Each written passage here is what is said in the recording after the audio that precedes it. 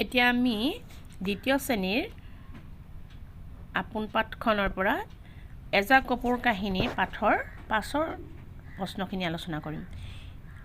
৫ number প্ৰশ্নটো আছে প্ৰথমে কোৱা তাৰ পাছত লিখা। নম্বৰ প্ৰশ্নটো চোৱা, কপৌজাকে কি খাই পেট ভৰাইছিল? উত্তৰত লিখিবা তোমালোকে কপৌজাকে গছৰ পকা পকা গুটিবোৰ খাই পেট ভৰাইছিল। নম্বৰ প্ৰশ্নটো চোৱা, কপৌজাকৰ দলপতিৰ নাম কি আছিল? উত্তৰত তোমালোকে লিখিবা কপৌজাকৰ দলপতিৰ নাম আছিল সুবুদ্ধি নামৰ এটা জ্ঞানী কপৌ। নম্বৰ প্ৰশ্নটো চোৱা, কপৌজাক অলপ আঁতৰৰ হাবিখনলৈ কিয় যাব খুজিছিল? উত্তৰত তোমালোকে লিখিবা কপৌজাকে অলপ আঁতৰৰ হাবিখনলৈ বনভোজ খাবলৈ যাব খুজিছিল।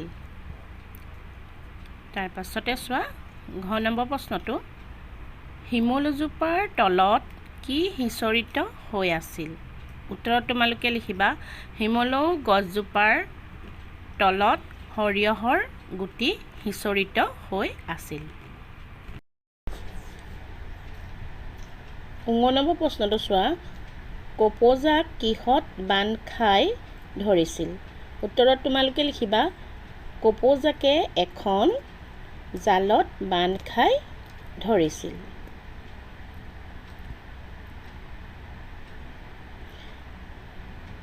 তাৰ পাছত চাবা প্ৰথম ৬ নম্বৰ প্ৰশ্নটো চোৱা, আহঁত গছৰ গুৰিৰ গাঁতত বাস কৰা এন্দুৰটোৰ নাম কি আছিল?